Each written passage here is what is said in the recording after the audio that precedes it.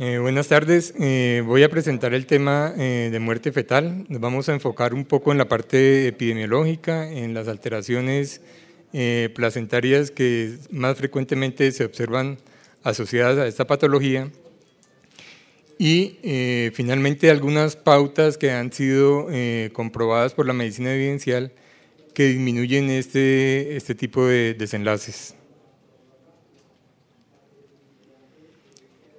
Para comenzar, pues, las definiciones que son importantes en nuestro país desde el punto de vista clínico y jurídico. El nacido vivo es la expulsión completa o la extracción de su madre de un producto de la concepción independientemente de la duración del embarazo y el cual después de dicha separación respira o muestra cualquier otra evidencia de vida, tal como latido del corazón, pulsación del cordón umbilical, o movimiento apreciable de los músculos, aparte de que se haya cortado o no el cordón umbilical o la placenta permanezca unida. La muerte fetal es la muerte de un producto de la concepción antes de la expulsión o la extracción completa del cuerpo de la madre, independientemente de la duración del embarazo. La defunción indica la circunstancia de que después de la separación el feto no respira ni da otra señal de vida como palpitaciones del corazón, pulsaciones del cordón umbilical o movimientos efectivos de los músculos de contracción voluntaria. Esta es la definición que aparece en la página del DANE y es la que se tiene en cuenta desde el punto de vista jurídico inclusive. Esta es la definición que aparece en la clasificación internacional de enfermedades, la muerte fetal temprana, aquel feto que pesa entre 500 a 1000 gramos, tiene 22 a 28 semanas de edad gestacional o una longitud cefalocaudal de 25 centímetros. Y muerte fetal tardía, aquel bebé que pesa 1000 gramos o más, tiene más de 28 semanas de edad gestacional o una longitud cefalocaudal mayor de 35 centímetros. Y la muerte fetal inexplicada, que es aquella muerte fetal que se presenta en fetos de más de 20 semanas de edad gestacional con un feto con peso mayor a 500 gramos y una longitud mayor a 25 centímetros, en el cual no podemos establecer la causa de la muerte aún posterior a la investigación de la causa, incluyendo la anatomía del feto, la evaluación de la placenta, el cariotipo y los estudios que se realicen. La muerte fetal presenta una variación de acuerdo al desarrollo de los países. En los países desarrollados tenemos una tasa de alrededor de 5 por 1000 nacidos vivos. En América Latina tenemos unas tasas intermedias de alrededor de 15 a 25. Y la parte más crítica está en el África subsahariana, que está en alrededor de 25 a 40, y en Asia. Los países en vías de desarrollo tienen una tasa alrededor de 20 a 32 muertes fetales por 1000 nacidos vivos y los países de alto ingreso tienen una tasa promedio de 4.2 a 6.8 por 1000 nacidos vivos. Esta diferencia en parte se debe a que en países desarrollados ha habido una reducción en la tasa de muerte fetal, principalmente durante el trabajo de parto. Y esa reducción se debe a una mejor monitoreo intraparto y a una mayor disponibilidad de la operación cesárea. En países de bajo ingreso, en países en vías de desarrollo, la muerte fetal intraparto es aún un problema importante de salud y el 25 al 45% de los casos ocurren durante el trabajo de parto. Es decir que alrededor de 1 millón de muertes fetales ocurren intraparto cada año. En Colombia, algunas cifras absolutas del año 2010, hubo 26.500 muertes fetales. Es importante hacer la correlación. En Estados Unidos cada año hay alrededor de 26.000 muertes por año, siendo que tiene una población 10 veces mayor a la nuestra. En el Cauca tuvimos 233 casos el año pasado, de los cuales 47 estuvieron entre las 22 y 27 semanas, y 103 estuvieron en pacientes por encima de las 28 semanas, que es el lapso de tiempo en el cual nosotros podemos hacer algún tipo de prevención. Hay alrededor de 32 clasificaciones para muerte fetal Esta es una de ellas, de las más utilizadas, y pues lo clasifican de acuerdo a las anomalías congénitas, si presenta o no inmunización, si hay algún tipo de toxemia, hemorragia anteparto, algún tipo de trastorno mecánico, alguna alteración materna como trauma, hipertensión arterial, diabetes, cirugías abdominales, un grupo misceláneo y un grupo que es la muerte inexplicada. Hay algunos factores de riesgo asociados a este problema, a este desenlace de muerte fetal. Entre los factores asociados no son exactamente factores causales, sino que son factores que se presentan con mayor frecuencia en pacientes quienes presentan este desenlace. Pacientes con embarazo, pacientes muy jóvenes tienen un mayor riesgo, pacientes con edad materna mayor a 35 años, pacientes con un periodo intergenésico corto, gran multiparidad, por encima de 4 embarazos previo al embarazo actual, una estatura materna corta, desnutrición, obesidad, anemia severa, diabetes, desórdenes o alteraciones hipertensivas, colestasis y otras enfermedades hepáticas, trombofilias, el uso de tabaco, alcohol y otras drogas y exposición a toxinas ambientales. Hay algunos factores contextuales que adquieren importancia básicamente en países en vías de desarrollo, como la desigualdad y dificultad para el acceso a cuidado obstétrico especial, el difícil acceso a los servicios de salud a causa de las distancias y barreras financieras y un bajo nivel educativo y cultural. Algunas condiciones maternas se asocian con una mayor incidencia de muertes fetales. Cuando hay una paciente embarazada de bajo riesgo, la tasa de muerte fetal llega a 6 a 7 por 1000 nacidos vivos. En embarazos de bajo riesgo esa tasa es de alrededor de 4 a 5.5 por 1000 nacidos vivos. Veamos que en embarazos múltiples esta tasa se aumenta bastante, entre 2 y 30 por 1000 nacidos vivos. Pacientes que han tenido una restricción de crecimiento intrauterino en un embarazo anterior tienen una tasa también importante, y antecedentes de óbito fetal. Pacientes con hipertensión, trastornos hipertensivos, cuando tienen una hipertensión arterial crónica más preeclampsia sobreagregada, tienen una mayor incidencia de muerte fetal, así como aquellas con síndrome de HELLP. La diabetes, sobre todo la diabetes pregestacional tipo 2. Algunas condiciones maternas como la obesidad es un factor de riesgo importante, en parte porque son pacientes que son más susceptibles a tener diabetes y a tener trastornos hipertensivos. Pacientes con lupus eritematoso sistémico, trombofilias y enfermedad renal crónica, en especial aquellas que tienen un compromiso renal de moderado a severo. Las alteraciones tiroideas, como el hipertiroidismo no controlado y el hipotiroidismo. En resumen, podemos decir que las más importantes causas conocidas son infección bacteriana ascendente, anomalías congénitas, preeclampsia, desprendimiento placentario y accidentes de cordón. Otras causas que corresponden a infartos placentarios, infecciones transplacentarias, trauma fetal, consumo de tabaco, insuficiencia placentaria, sensibilización al factor RH y diabetes. En cuanto a las causas relacionadas directamente con la placenta, se pueden presentar muerte fetal en aquellas relacionadas con alteraciones circulatorias, como el abrupto de placenta. En la placenta también se pueden presentar alteraciones inflamatorias, se puede presentar infección, anormalidades genéticas, tales como los mosaicismos confinados a la placenta, el hidrops de la placenta, lesiones vasculares y anormalidades del desarrollo de la placenta, como la placenta previa, la basa previa y las neoplasias. Las patologías placentarias asociadas con muerte fetal las podemos dividir en 5 grupos. de los cuales 2 los podemos analizar directamente en la sala de trabajo de parto. Las lesiones macroscópicas del disco placentario, el cordón umbilical y membranas placentarias es uno de ellos, y las complicaciones de la gestación multifetal, que no las vamos a tratar mucho en esta reunión. Los otros 3 grupos dependen del examen histopatológico.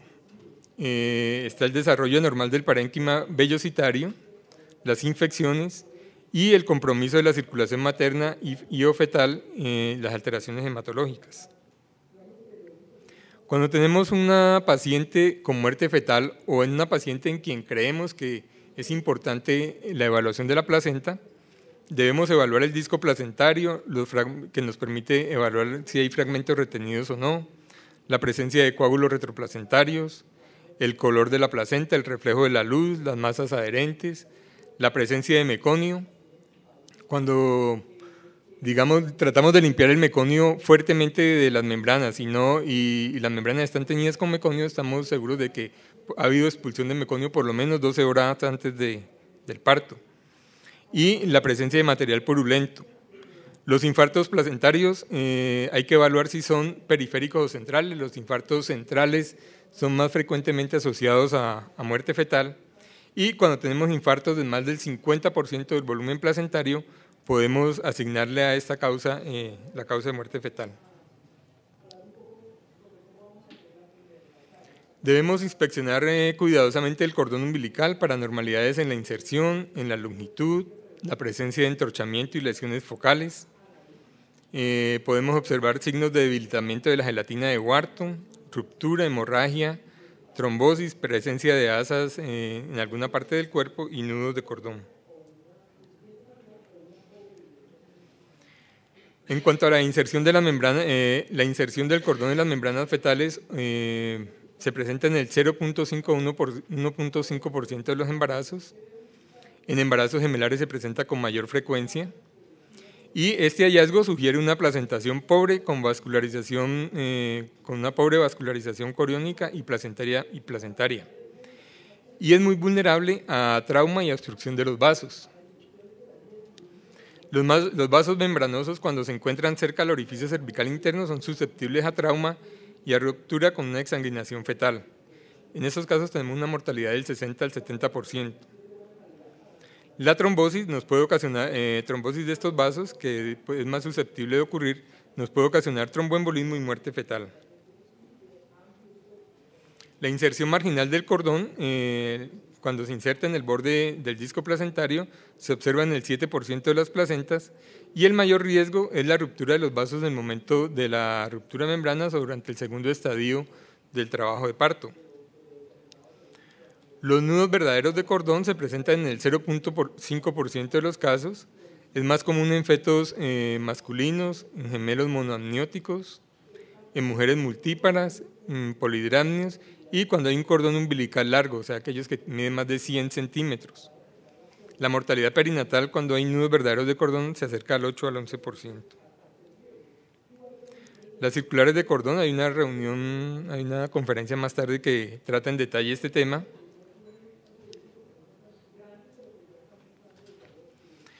Las anormalidades de la longitud del cordón umbilical, la longitud normal es la misma longitud del feto a término, alrededor de 55 a 60 centímetros. Hablamos de un cordón corto cuando tiene menos de 40 centímetros y se presenta cuando hay movimientos fetales disminuidos, incluyendo anomalías uterinas, el oligoamnio, las bandas amnióticas, los defectos estructurales y funcionales de los miembros, el síndrome de Down y otros síndromes malformativos. El cordón largo, que es aquel que tiene más de 70 centímetros, han sido asociados con nudos de cordón, torsión, circulares alrededor de cualquier parte del cuerpo, prolapso y oclusiones vasculares. El enrollamiento o entorchamiento del cordón se ha visto asociado a muchos casos de muerte fetal. Hay que evaluar el índice de enrollamiento, que es el número de vueltas que tiene los vasos sobre la longitud del cordón en centímetros. Está aumentado cuando es mayor de 0.3 vueltas por centímetro. Y este entorchamiento se ha observado en 37% de las muertes fetales y en 14% de fetos que no toleran adecuadamente un trabajo de parto, y en un 10% de fetos con restricción de crecimiento. El enrollamiento o la formación en espiral está disminuida en menos de 0, cuando hay menos de 0.1 vueltas por centímetro. También está asociado a un desenlace adverso y se presenta en el 29% de casos de muerte fetal, en 21% de pacientes que no toleran adecuadamente un trabajo de parto y en 15% de fetos con restricción de crecimiento intrauterino.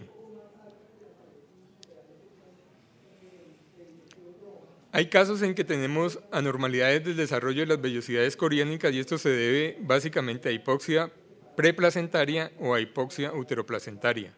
La hipoxia preplacentaria se presenta cuando hay una anemia materna severa, embarazo en grandes alturas y hipoxia materna crónica. La hipoxia uteroplacentaria se presenta cuando hay anormalidades de las arterias espirales o enfermedad vascular materna.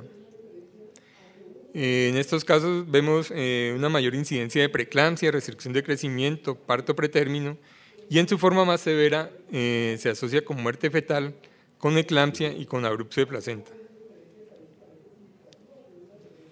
La infección a través de la placenta también puede causar muerte fetal. La infección puede causar muerte fetal por varios motivos. Uno es causando una severa enfermedad materna, infectando la placenta o interfiriendo con el intercambio de oxígeno y nutrientes, como en el caso de la malaria y la sífilis, infectando al feto y ocasionando deformidades que es incompatible con la vida, o afectando órganos vitales, también ocasionando parto pretérmino. ¿Qué hacemos cuando tenemos una paciente con muerte fetal? En la mayoría de los casos debemos hacer una autopsia perinatal, debemos sugerirla y tratar de que la madre o la pareja acepte la autopsia perinatal. Debemos hacer una evaluación placentaria que comienza en la sala de trabajo de parto y un cariotipo. Debemos hacer un test serológico para sífilis, tamizaje para hemorragia fetomaterna, test de Coombs indirecto, una serología para parvovirus B19 y un tamizaje toxicológico en orina. Si existe la sospecha clínica, debemos hacer un tamizaje para síndrome antifosfolípido con anticoagulante lúpico y anticuerpos anticardiolipina. Debemos evaluar, hacer un tamizaje para mutación del factor 5 de Leiden, mutación del gen de protrombina, tamizaje para deficiencia de proteína S, C y antitrombina 3 si los antecedentes familiares así lo sugieren, y estudio imagenológico del útero. Y hay algunas evaluaciones que no tienen el soporte adecuado en la medicina evidencial, que son la evaluación de la hormona estimulante del tiroides, la hemoglobina glicosilada, los títulos de Torch, cultivos de placenta y tamizajes de otras trombofilias. Hay algunas intervenciones que han mostrado una adecuada disminución de la mortalidad fetal y hay otras que tienen y depende de la calidad de la evidencia para muerte fetal y también dependiendo de la calidad de esta evidencia, depende de las recomendaciones para la implementación y prevención de la muerte fetal. Recordemos que dentro de las metas del milenio está la disminución de la mortalidad materna, pero dentro de las metas del milenio nunca se contempló la disminución de la mortalidad fetal, de lo cual pues ha sido un poco rechazado. Una de las intervenciones es espaciar los embarazos, lo cual tiene una calidad de la evidencia baja, con una recomendación débil. Folatos periconcepcionales no interfieren, no disminuyen la incidencia de muerte fetal. Control de la polución del aire en interiores, tampoco disminuye mucho la incidencia de muerte fetal. Programas para dejar de fumar no tienen una fuerte evidencia tampoco para disminuir la muerte fetal. Hay algo que, este es uno de los elementos que sí disminuye la muerte fetal y la suplementación balanceada de proteína y energía. Tiene una alta calidad de evidencia y es una fuerte recomendación. La suplementación de micronutrientes, hierros y folatos, suplementación con zinc, sulfato de magnesio, no tienen una fuerte evidencia. La monitoría del feto, sobre todo del embarazo a término, con monitoría, con Doppler y ultrasonido, tampoco tiene una fuerte evidencia. La administración de calcio tampoco tiene incidencia en la disminución de la muerte fetal. Y la monitoría fetal anteparto tiene una baja calidad de la evidencia y una recomendación débil para su uso. El tamizaje y tratamiento para sífilis tiene una evidencia moderada, pero la evidencia es moderada porque desde el punto de vista ético no se pueden realizar otro tipo de estudios y tiene una fuerte recomendación para su uso. El tratamiento presuntivo para malaria también tiene una fuerte evidencia para su uso. La utilización en zonas tropicales de redes para mosquitos tratadas con insecticida tiene una fuerte evidencia para su uso. Hay algunas intervenciones en embarazos con de alto riesgo, como la progesterona, la cual tiene una débil evidencia para disminución de la mortalidad fetal, y el uso del cerclaje, el cual tiene una débil evidencia en contra. La preparación para el nacimiento tiene una alta calidad de la evidencia y una fuerte recomendación, así como los cuidados obstétricos de emergencia. Tener una sala de cirugía para realizar una cesárea de urgencia disminuye bastante la mortalidad fetal. Cesárea para la presentación podálica e inducción electiva para embarazo posttérmino tienen una fuerte evidencia de uso para disminución de la mortalidad fetal. En resumen, las actividades que podemos decir que disminuyen la mortalidad fetal y que se pueden implementar en países en vías de desarrollo, está la suplementación balanceada de proteína y energía, el tamizaje y tratamiento para sífilis, el tratamiento de la malaria durante el embarazo o tratamiento presuntivo, la disponibilidad de cuidado obstétrico de emergencia, la cesárea para la presentación podálica y la inducción electiva en el embarazo posttérmino. Muchas gracias.